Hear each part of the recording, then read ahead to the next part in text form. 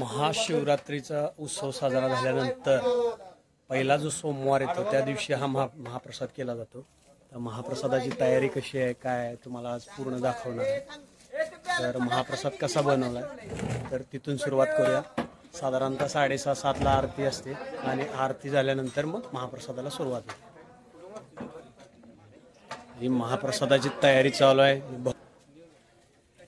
हे मंदिर परिसर आहे, हे मेन त्र्यंबकेश्वरचं मंदिर आहे। खूप जुनं मंदिर आहे आणि याच्या समोरच नरसिंह लक्ष्मीचं मंदिर आहे।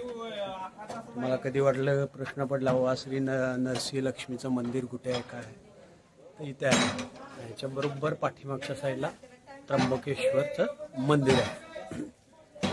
तर आता पूर्ण दहीभाताचा लेप दिलेला आहे, तुम्ही बघू शकताय। हे पूर्ण आता ह्या वर्षी सगळं पूर्ण भक्तांनी एकत्र येऊन हे पूर्ण पत्रा वगैरे बसवलेला आहे। हे मंदिर परिसर असा आहे। आता थोड्याच वेळात आरती आहे, आरती झाली की परत महाप्रसादाला सुरुवात होणार। जस्ट कृष्णा नदी इकडच्या बाजूला आहे आणि कृष्णा नदीच्या काठीच ही मंदिर आहेत सगळी। तुम्ही पूल बघू शकताय, तो पूल पुढच्या साईडला दिसतोय आणि ही नदी ह्या साईडला।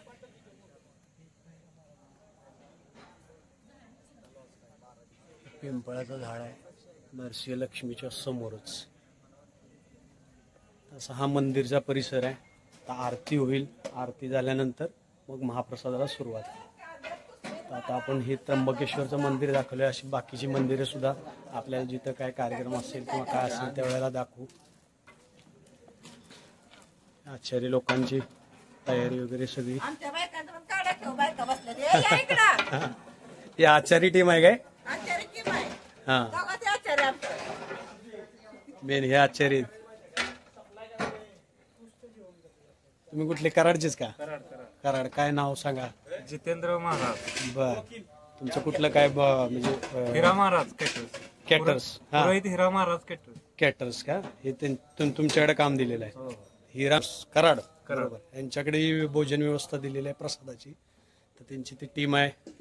तर बघूया, प्रसाद तर तयार झालेला आहे। आता थोड्याच वेळात आरती घेऊया आपण आणि आरती नंतर आता आरतीला सुरुवात होत आहे। आपण आरतीकडे जाऊया, नक्की भोजनाला आणि भेटूया आपण। गजानन टूर्स अँड ट्रॅव्हल्स यांचं मागं पण एकदा एका ब्लॉग मध्ये नाव घेतलेलं आहे मी, त्यांनी बघितलं की नाही मला माहित नाही ब्लॉग।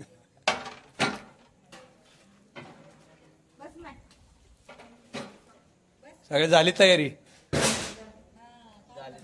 पाण्याची व्यवस्था इकडे केलेली आहे कराड नगर परिषद। आरती होईल।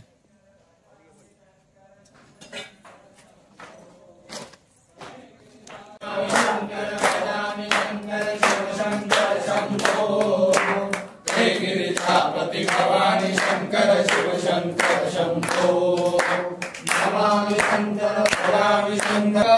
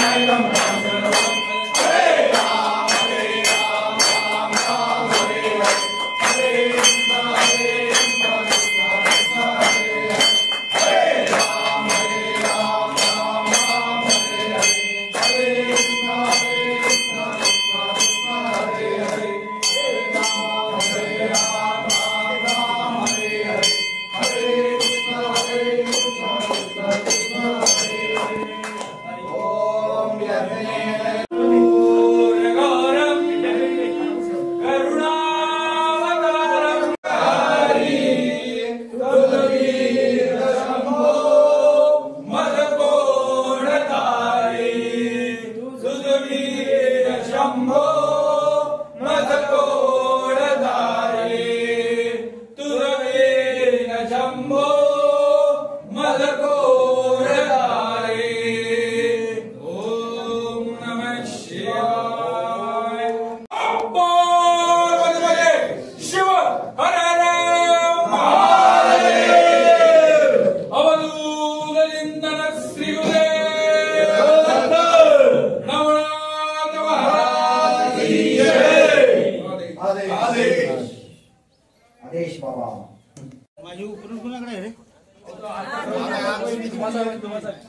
सिंधू उपरून तू आहे का आप्पा पुजारी आहेत ना. हा एक मिनिट तर त्यांना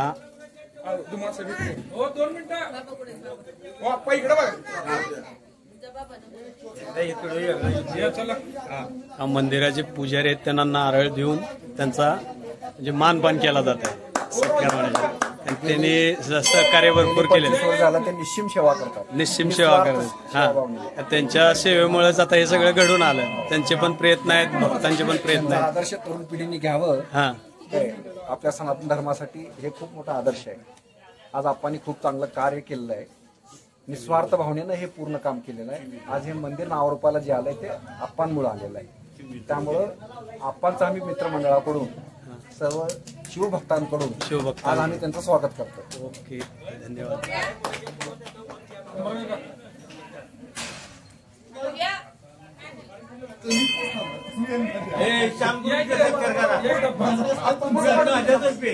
आप्पा हे पुजारी आहेत आणि 25 वर्षाला सेवा आहेत. त्यांची खूप धडपड आहे. बाकी भक्त लोक सुद्धा मदत करणे हा एक वेगळा भाग असतो, पण धडपडणे ही एक वेगळी गोष्ट असते.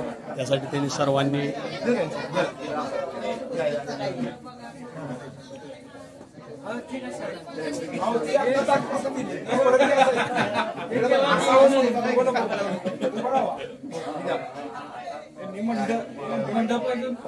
कलर मंदिराचा लाइटिंग, हा लाइटिंग आणि काय कलर मंडपाचा लाइटिंग मंदिराची त्यांनी केलेलं आहे. सांगा की याचं येऊ दे काय व्हिडिओ मध्ये आलं, काय अडचण नाही. ज्यांनी ज्यांनी हे कामासाठी सेवा दिली तर त्यांचं म्हणजे नारळ आणि शाल देऊन सत्कार केला जातोय. याच्याशी बोला, सांगा. हा सांगा, तुम्ही सांगा. मंदिराचे खजिनदार सगळ्यांच्याकडे बर ते जनता बँकेचे हे आहेत माझे कर्मचारी. आर्थिक गणित त्यांच्याकडे असतात. आर्थिक गणित बसवण्यासाठी यांच्याकडे दिलं जातं. चला, चांगलं आहे. हे तुम्हाला का दाखवते की मंदिरात मध्ये प्रत्येक जण सेवा करण्यासाठी वेगवेगळे भाग असतात. म्हणजे कुणाला आर्थिक दृष्ट्या मॅनेजमेंट, कुणाला बाकी बाबा जमा करायचं आहे, काय करायचं आहे, किंवा काय पाठबळ लागते किंवा मॅन पॉवर, ती गोष्ट वेगळी. प्रत्येकाचा वेगवेगळा हिस्सा असतो. त्यावेळेला तो हा कार्यक्रम पूर्ण कम्प्लीट होतो. अन्य सेवा बनवणं हे करतात असतात. नाव यांचं जितेंद्र महाराज. जितेंद्र महाराज, कराड. आणि सोयीचिन्ह दिल ते कमी जास्त पैशात सहकार्य करतात. ती महत्वाची गोष्ट एवढे आहे. द्या, 10,000 द्या, 5,000 नाही. मी देईल त्यात समाधानी असतात. ओके आणि अखंड सेवा अशीच घडू हीच परमेश्वराची चरणी प्रार्थना. ओके, धन्यवाद. शिवशंभो. तसं म्हणलं जातं हे मंदिर 700 वर्षापूर्वीचं आहे, पुरातन आहे. आणि पूर्व परिस्थितीत असल्यामुळे हा हे मंदिराची दुरावस्था झालेली होती. बर याकडे फारसं काही लक्ष नव्हतं. पण 24 वर्षापूर्वी आप्पांचं सहज या मंदिराकडे येणं झालं आणि ते या मंदिराच्या सेवेला लागले. बर, त्याने असंच लक्ष झालं आणि सेवेला लागले. हा, मग ते हळूहळू सेवा करत इथली स्वच्छता केली. बर, हे मंदिर जे पडझड झालं होतं ते दुरुस्त करून घेतलं आणि हा परिसर स्वच्छ करून पहिल्यांदा ज्यावेळेस त्यांनी प्रसाद करायचं ठरवलं त्यावेळेस फक्त पायलीवर खीर करून हे प्रसादाचं प्रस्त त्यांनी चालू केलं. पण आज मितीला 2,000 ते 2,500 लोक हा महाप्रसादाचा लाभ घेतात. आप्पांच्या ह्या निश्चिम सेवेमुळं, निस्वार्थ सेवेमुळं लोक जोडत गेले आणि शिवभक्त वाढत गेले. त्यामुळं आज जो मंदिर परिसरात जो काही विकास दिसतो, जो बदल दिसतोय, हे तरुण पिढीनं सुद्धा मनावर घेऊन आणि स्वखर्चाने श्रम करून हे परिवर्तन करायचं चाललेलं आहे. आणि इथं सगळ्यांना इथं आनंदच मिळतो असा काय महानुभव सगळ्यांना आलेला आहे. आपल्या कृष्णामाईच्या काठावर आहे. कोयना आणि कृष्णामाईच्या पवित्र संगमावर हे वसलेलं 700 वर्षापूर्वीचं हे मंदिर आहे. म्हणजे पौराणिक मंदिर आहे. आणि हे त्र्यंबकेश्वराचं मंदिर आहे.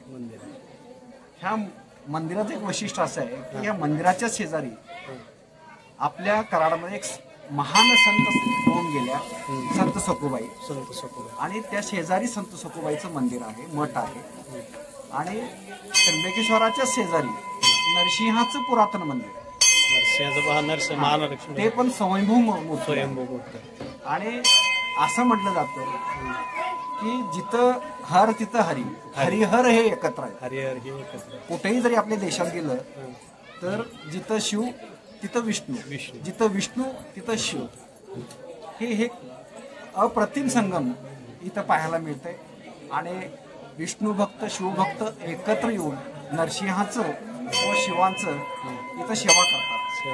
आणि प्रत्येकांना काहीतरी इथं फलप्राप्ती झालेलीच आहे. प्रत्येकाच्या मनाला शांती इथं लाभलेली आहे. एवढं पवित्र ठिकाण हे आपल्या कराडकरांच्या नशिबाला लाभलेलं. ह्या सगळ्यांनी ह्या दर्शनाचा लाभ घ्यावा एवढीच माझी विनंती आहे. सरांनी माहिती दिली त्याबद्दल खूप खूप आभार आहे. आणि ज्याला नाशिकला किंवा लांब ठिकाणी तिथं दर्शनाला योग होत नाही तर त्यांनी कराडचं आपलं त्र्यंबकेश्वरचं मंदिर इथे येऊन तुम्ही दर्शन घेतला तरी देव तुम्हाला पावणार आहे. तर नक्की आता महाप्रसाद कसा अरेंजमेंट केले तुम्हाला दाखवतो. माझं काय महाप्रसादाची सोय केलेली आहे. महाप्रसाद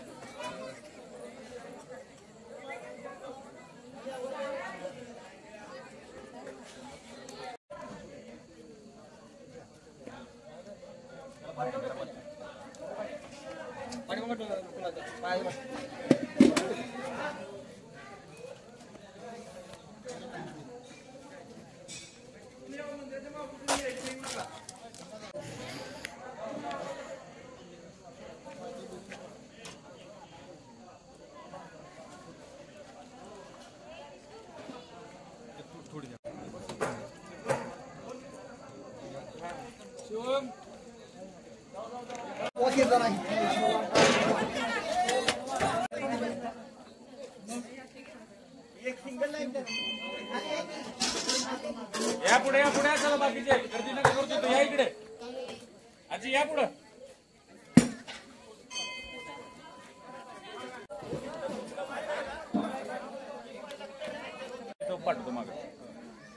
असे भक्त लोक सगळे आपापल्या परीने आपलं अरेंजमेंट चालू आहे. इकडं महिलांना बसायची सोय केली आहे, बाजूला हंतरुण वगैरे.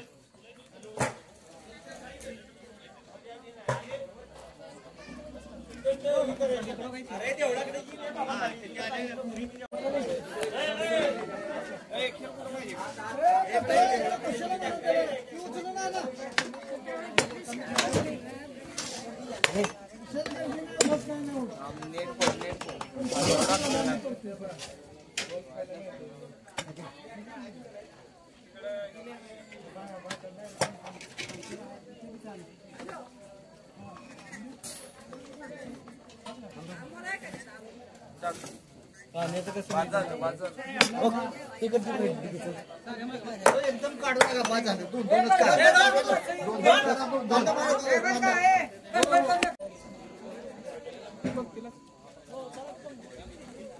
एक नंबर व्यवस्था झाली.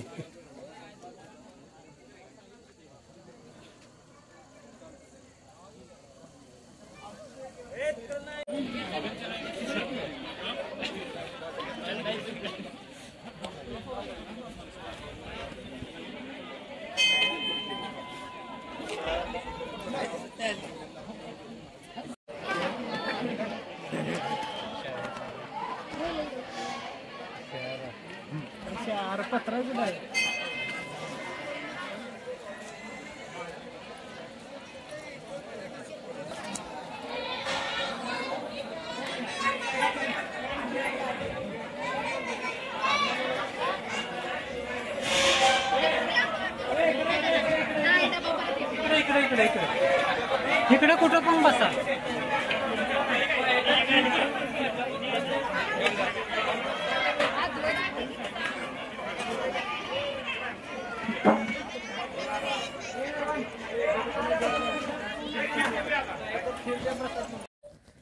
आज भंडाऱ्याचा दुसरा दिवस आहे. तर भंडारा अशा पद्धतीने साजरा झालेला आहे. तर प्रत्येक वेळी काय होतं, ब्लॉग एंड करायला होत नाही आहे की समाप्ती किंवा आजचा ब्लॉग. तर हा पूर्ण भंडाऱ्याचा व्हिडिओ आवडल्यास लाईक शेअर आणि फॉलो करा. तर हा ब्लॉग आपण इथेच संपवूया. चला तर मग